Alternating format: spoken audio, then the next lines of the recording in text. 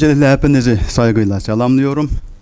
1930'lu yıllarda Türkiye'de Uygur medeni anlamda kullanılmış. Uygurluk medeniyet anlamında kullanılmış idi. Bu kelime, Uygur kelimesi daha sonra Uygar'a çevrildi. Demek Uygur ile medeniyet birbiriyle özdeş kavramlar haline gelmiş. Yani Uygur demek medeniyet demek, medeniyet demek Uygur demek. Uygurlar bu kadar medeni bir toplum iken, medeniyet inşa etmiş, medeniyet kurmuş bir toplum iken, bugünkü durumunu hepiniz biliyorsunuz. Bugün belki dünyada en horlanmış, aşağılanmış, en temel insan haklarından mahrum bırakılmış bir toplum haline gelmiş. Bunun sebepleri nedir? Bunun sebepleri nedir diye düşündüğümüz zaman şunu görüyoruz. Bu Çinlilerin tarih boyunca bitmez tükenmez hile, mikir ve aldatmaları sonucunda bugünkü duruma gelmiş. Ben bunun Çinlilerin Uygurlara, sadece Uygurlar değil, Çin'deki diğer etnik gruplara eskiden beri uygulaya geldikleri hilelerden bir tanesinden bahsedeceğim. Bu hilenin adı mitostratejidir. Mitostrateji literatürde olmayan bir terim. Bunu ben Çin mitolojisini araştırırken keşfettim, geliştirdim doğrusu. Şimdi bu kavramı iyi anlamamız için 4 tane anahtar terim ve kavram olacak. Bundan bahsedeceğim. Birincisi mit, ikincisi mitin gücü, üçüncüsü strateji, dördüncüsü mitostrateji. Ondan sonra mitostrateji ile ilgili Çin mitolojisinden bazı örnekler vereceğim. Şimdi mitler, tanrı veya tanrısal varlıkların eylemlerini konu alması dolayısıyla gerçek ve kutsal kabul edilir. Mitlerde anlatılan tanrısal eylemler, insana özgü her anlamlı eylemin örnek tiplerini oluşturur. Tanrıların, tanrısal varlıkların ve ataların yaptığını yapmak insanlar için ahlaki bir zorunluluktur. Mesela insanlar niye evlenir? Çünkü Adem ile Hava anamız evlenmiş. Dolayısıyla bu Adem ile Havva'nın evlenmesi insanlar için bir model oluşturmuş. Onlar evlendiği için insanlar bugün evleniyor. Peki evlenmesek ne olur? Toplumda büyük bir baskı, büyük bir yaptırımla karşı karşıya kalırız. Dolayısıyla mitlerin böyle bir gücü var. Bu ahlaki zorunluluk İnsanlara ortak eylem ve davranış bilinci ve biçimi yükler. İnsanların kalbi ve ruhuna işleyen bu ortak eylem davranış biçiminden öyle bir güç doğar ki Çinli sosyolog Fei Xiaotong mitlerin eşsiz bir manevi güç olduğunu, insan kalbine işleyen birleştirici rolünün büyük ordulardan daha güçlü olduğunu ifade eder. Yani mitlere has bu gücün yönlendirilebilir olması mitopolitik ve mitostratejik anlayışı da beraberinde getirir. Strateji teriminin sözlük anlamı önceden belirlenen bir amaca ulaşmak için tutulan bir yoldur. Yani eskiden bu daha çok askeri alanda kullanılan bir terim. Fakat bugün bu ticari anlamda, kültürel anlamda da kullanılıyor. Askeri alanda siyasi iktidarın sonuca ulaşmak için askeri kuvvetleri kullanma sanatı olarak tanımlanan bu terim bugün bilginin günlük hayata uygulanması ya da bir orijinal fikrin ya da bir görüşün günlük hayata uygulanması anlamında da kullanılıyor. Şimdi bazı uzmanlar strateji kavramını strateji eşit güç, konsept ve hedef olarak formülleştirmiş. Demek burada ne demek? Strateji olabilmesi bir kere bir ayağı güç olacak. Yani gücün olması lazım. İkincisi gücün uygulanma şekilleri, yolları, araçları olması gerekiyor. Üçüncü ayağı da hedef olması gerekiyor. Bu formüle göre strateji gücü organize ederek belirli bir hedefe ulaşmaktır. Mitostrateji, mit ya da mitsel ata kahramanların ya da figürlerin politik, stratejik açıdan kullanımıyla ilgili bir terimdir. Araştırmalar gösteriyor ki, mit ya da mitsel ata, kahraman figürler politik ve stratejik açıdan kullanıldığı vakit birinci dini politik sistem ve uygulamaları meşrulaştırmak. İkinci, farklı toplum ve kültürleri bir araya getirmek. Üçüncü, hedef kültür ve toplumları dönüştürmek. Dördüncü, ekonomik çıkar sağlamak mümkündür. Ben bu durumu ifade etmek için mitostrateji, yani mit ve stratejiden oluşan bir terim öneriyorum. Bu terimi kavramsal olarak şöyle tanımlamak mümkündür.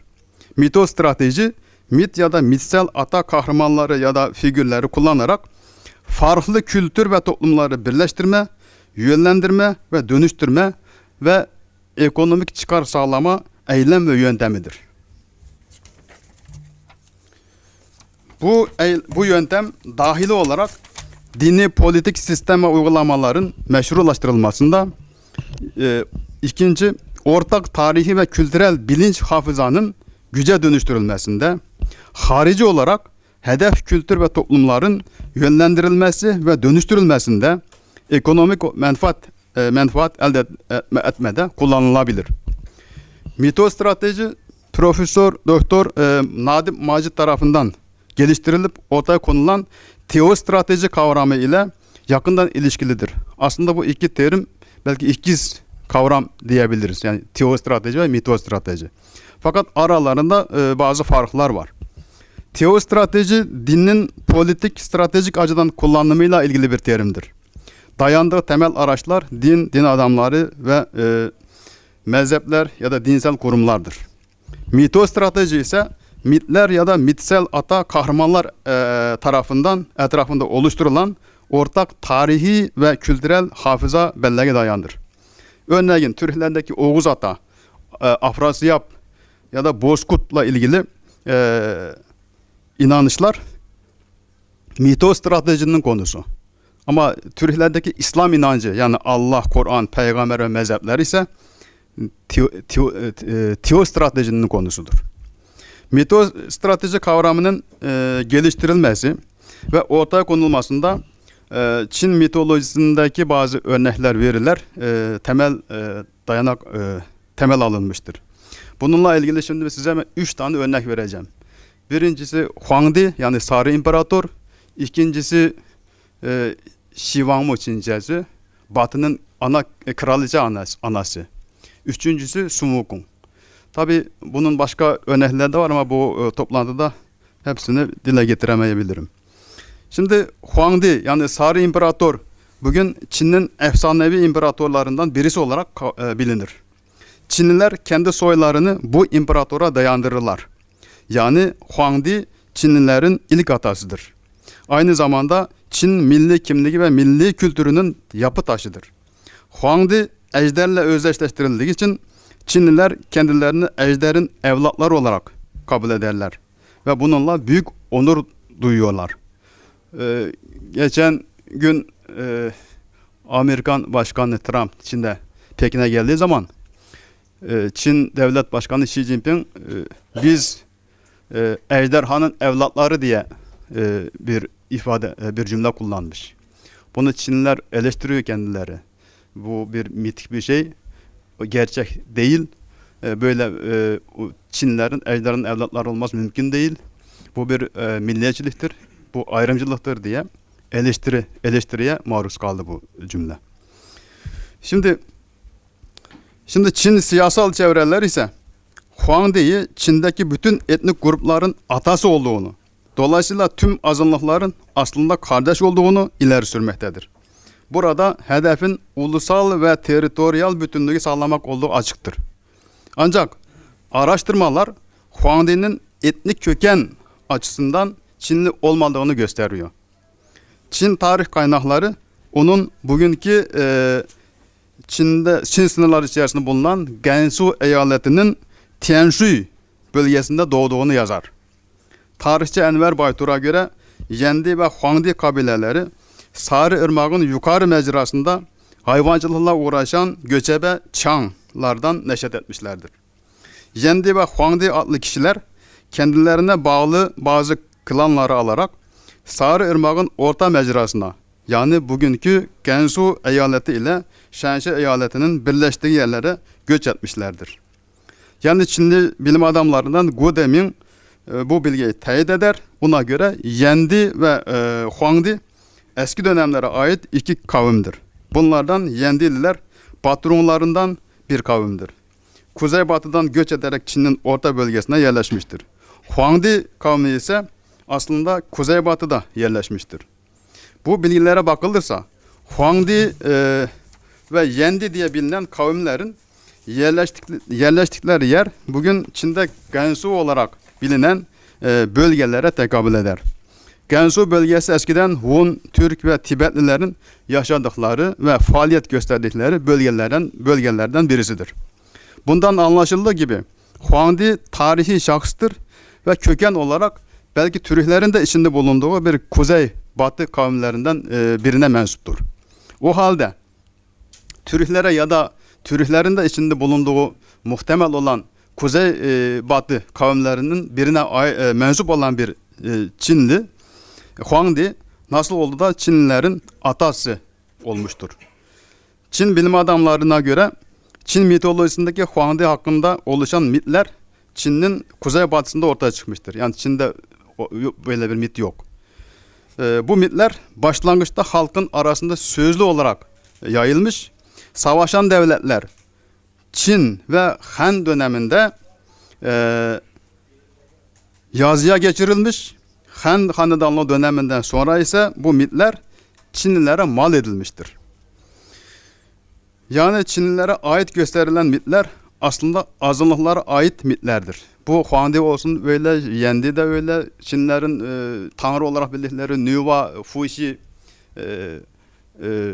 Shun gibi tanrılar, imparatorlar hepsi Çinlilere ait değildir. Bunu Çinliler kendileri tespit etmişler.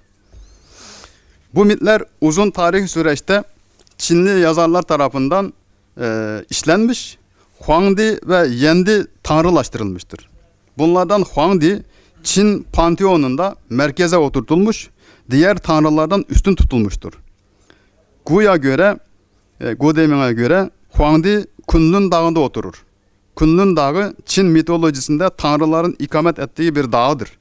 Tepesinde yeşim taşından olan 12 tane saray vardır. 5 yönün tanrıları bu sarayda yaşamaktadır. Kunlun Dağı bilirsiniz. Batı Pamir platosunun doğusundan başlayıp Doğu Türkistan ve Tibet sınırları arasında geçerek doğuda Çinkay'a kadar uzanan bir dağdır. Yani bunun Uygurca adı Karanlık Dağ ya da Karakurum Dağı diye bilinir. Karakurum. Şimdi yani bir Huangdi'yi alıp Kunlun Dağı'na ya da Karakurum Dağı'na oturtuyor ve orada bütün Çin'deki tanrıların başına getiriliyor. Bunun amacı ne?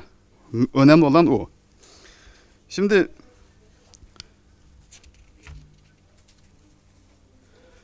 bu Huangdi Çin panteonunda böyle Çin tanrılarının merkezine konulurken daha sonra bu Sima Qian tarafından bir tarihi şahs olarak yazılmıştır. Yani aslında bir tarihi şahs sonunda ikinci aşamada bu tanrılaştırılmış. Bütün Çin tanrılar buna bağlanmış. Üçüncü aşamada bu mitolojik tanrı tekrar gerçek yaşamış bir tarihi şahs olarak işlenmiş Sima Qian tarafından ve ondan sonra Çin'deki bütün imparatorlar, hanlar, beyler buna siyasi bakımda buna bağlanmıştır. Yani Çinliler mitleri kendi politik amaçları doğrultusunda yeniden düzenlemiş, bu suretle Çin'in politik bütünlüğünü sağlamaya çalışmışlardır. Huangdi Çin panteonunda merkeze yerleştirildikten sonra tarihte kurulan devlet ve politik sistemlerin kurucuları ona bağlanmıştır. Çin tarihinde kurulan Hun, Türk, Çin, CNP ve Moğollar ait devletler Xia, Shang, Zhou ve onlar üzerinden Huangdi ve Yendi'ye bağlanmıştır. Çin'de CNP'lerin milattan sonraki 337 ve 557 yıllar arasında kurulan Erken Yen yani Çen Yen, Geç Yen, Batı Yen, Güney Yen, Güney Liang, Kuzey Wei ve Kuzey Zhou devletlerinin kurucularının tamamı bunların ataları Huangdi ve Yendi'nin soyundan olarak gösterilmiş.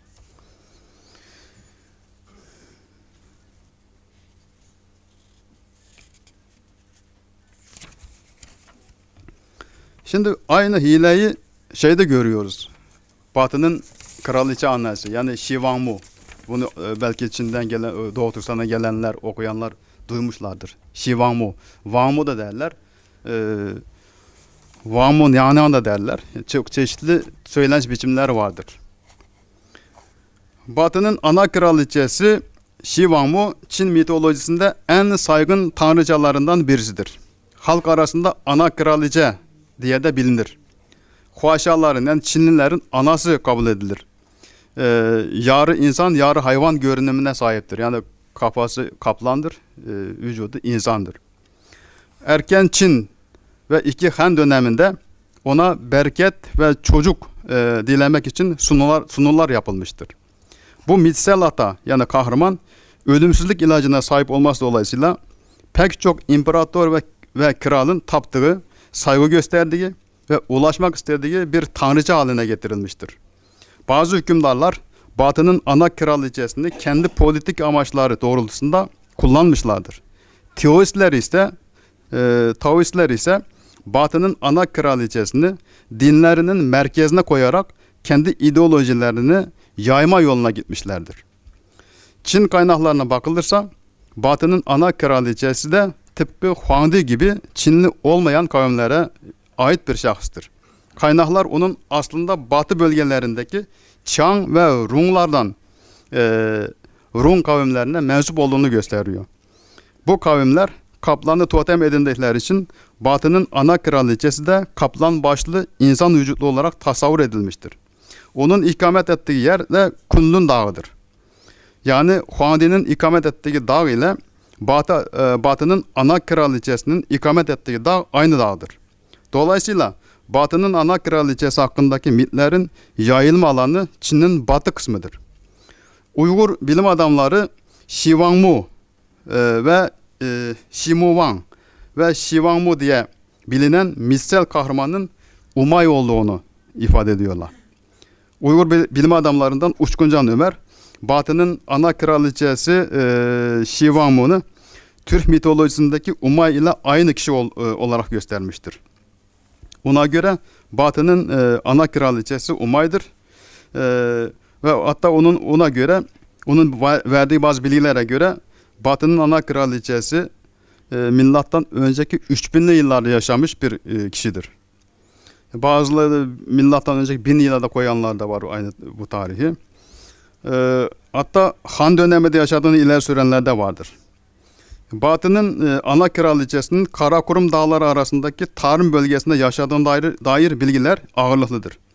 Bir rivayete göre Zhou Hanedanlığı'nın padişahı Zhou Muvang milattan önceki 10. yüzyılda batı bölgelerine doğru sefere çıkmış.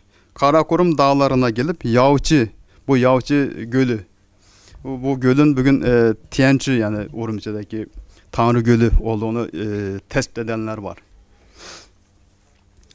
Yaoçi'ye gelip orada dinlenmiştir. Bu sırada bu bölgenin hükümdarı Umay Ana yani Uygurcası Korgar Ana diye geçer. Bu bölgenin hükümdarıyla görüşmüştür. Umay Ana o dönemde Batı bölgesindeki en büyük kabile birliğinin lideridir. Dolayısıyla dışarıdan gelenler ona selam vermeden geçemezler. O güzel, tedbirli il yönetiminde usta olduğu için büyük itibara sahiptir. Bunun için kaynaklar bu şekilde tasvir eder. Güzel biri, tedbirli ve il yönetiminde usta biri. Çok karizmatik bir lider. Umay Ana ile Zhou Muvang'ın görüşmesi için büyük bir tören düzenlenmiştir. Umay Ana törende söz almış ve binlerce dağ ve nehrin ayırdığı iki halkın o dostluğunu ve bu dostluğun değerini bilmek hususunu ifade etmiştir. Zhou Muvang'a iyi dileklerde bulunmuştur. Bakın bu bir mit yani aslında Çinliler tarafından düzenlenmiş bir şeydir. Hatta bu Xi Wang ya da Batı'nın ana kraliçesi sürekli Çin imparatorlarına harita gönderiyor. Yeşim taşı gönderiyor. İyi dileklerde bulunuyor. Ve bu imparatorcanın elinde ölümsüzlük ilacı var. Ve bu Umay ya da bu Xi Wangmu bu ölümsüzlük ilacıyla birlikte Karakorum Dağları'nda oturuyor. Karakorum Dağları Doğu Türkistan sınırları içerisindeki bir dağdır. Çinliler niye bunu yapıyor? Eskiden Çinliler bu Huangdi ve bu Şivamu'yu tanrılaştırarak bu kara koruma koymak suretiyle eskiden beri Çin imparatorlarının ilgisini bu bölgeye çekmiş. Ve orada bir ütopik bir vatan, yani kanonik bir toprak yaratmaya çalışmış. Diyorlar ki eskiden beri biz buralardaydık. Algı yaratmış, bu topraklar bizim algısı yaratmış ve eskiden beri bu toprakları ele geçirmeye çalışmış. Han dönemine bakın, daha sonraki dönemlere bakın, hep Çinlilerin, imparatorların bir gözü batıda olmuş. Bunu nasıl başardılar? Mitolojiyle başardılar.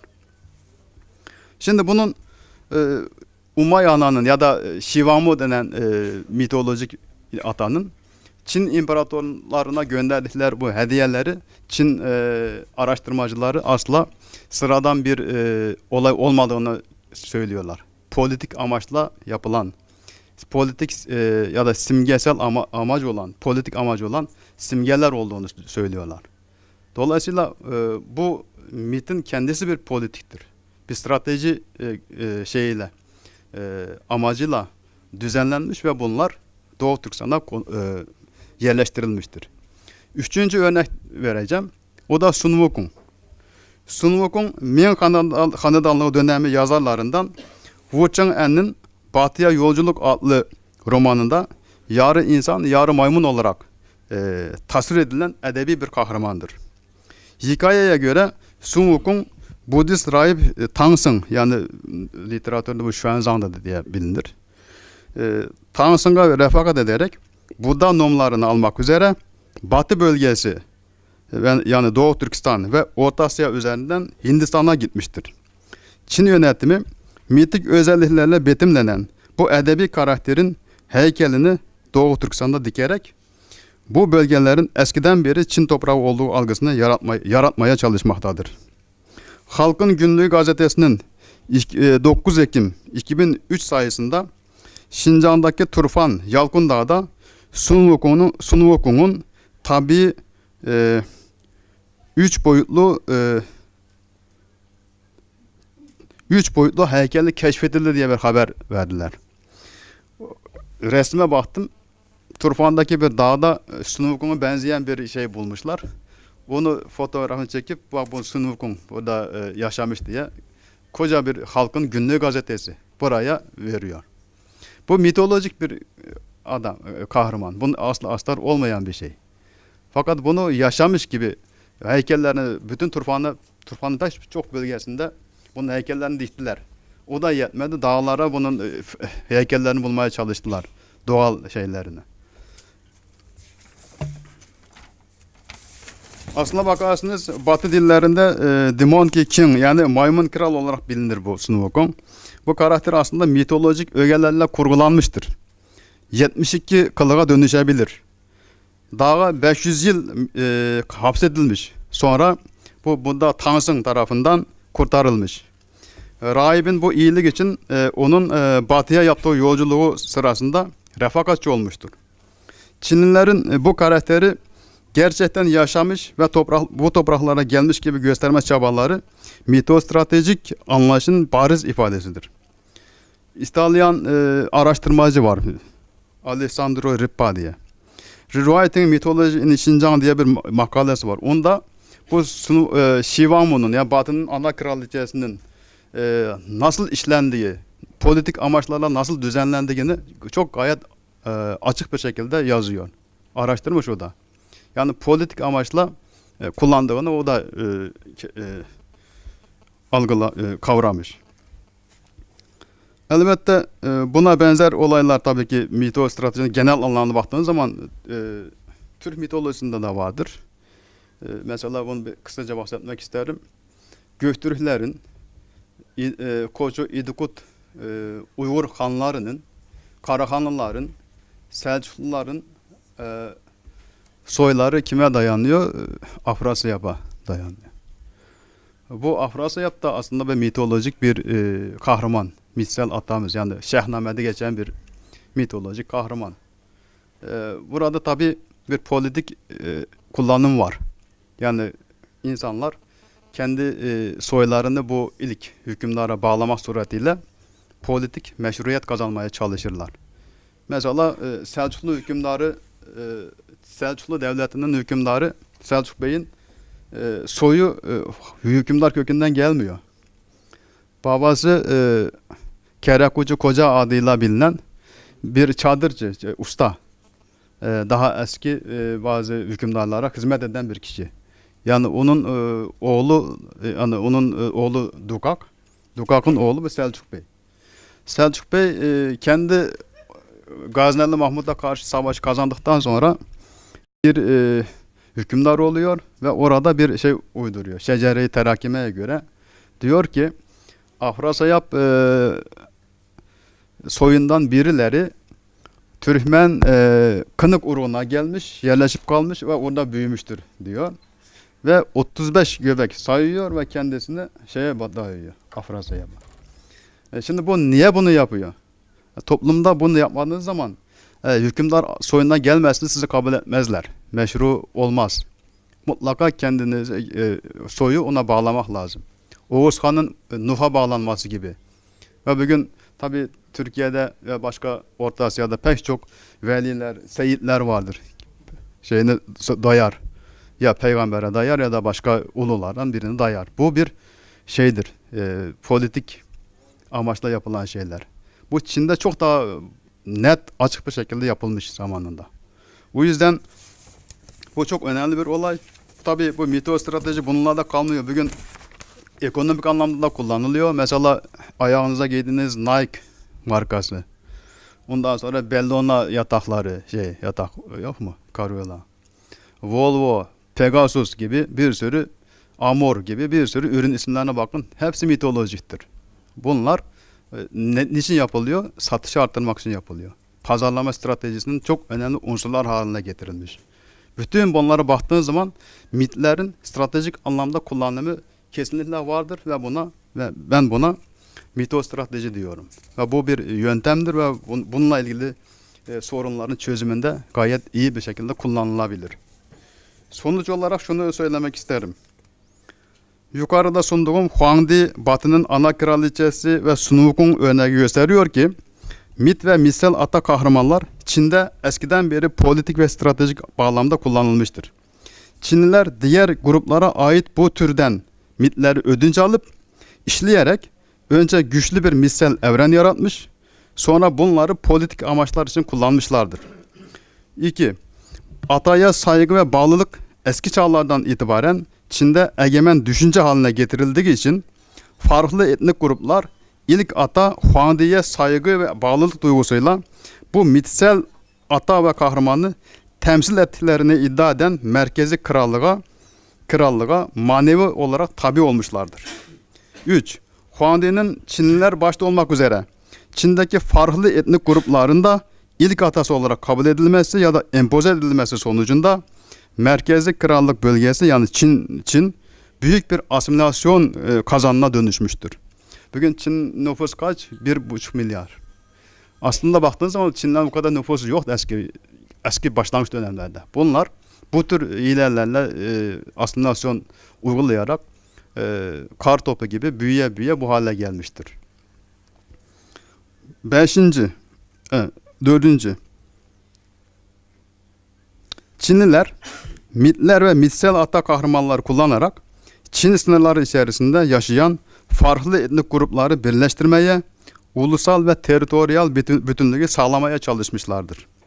5. Bunlardan Huangdi ve Ejder günümüzde de Çin siyasi ve kültürel çevrelerince ulusal kimliğin inşası ve pekiştirilmesi için kullanılmaktadır. 6. Çin mitolojisi eski çağlardan itibaren Batı bölgelerine hedef seçmiş, Doğu Türkistan ve Tibet sınırları içerisinde yer alan Kunlun Dağı'nı Çin Panteonu'nun merkezi yapmış, yaratılan bu mitsel çevreye Huangdi ve Batı'nın ana kraliçesini yerleştirmiştir. Batı'nın ana kraliçesinin elindeki ölümsüzlük ilacı bu bölgelerin Çin imparatorlarının erişmek istediği kızıl elmaya yani ideal ütopik mekana dönüşmesine sebep olmuştur. Dolayısıyla Çinliler eski dönemlerden beri Batı bölgelerine ilgi duymuşlar ve o bölgeleri işgal etmeye çalışmışlardır. Teşekkür ederim. Bu kadar.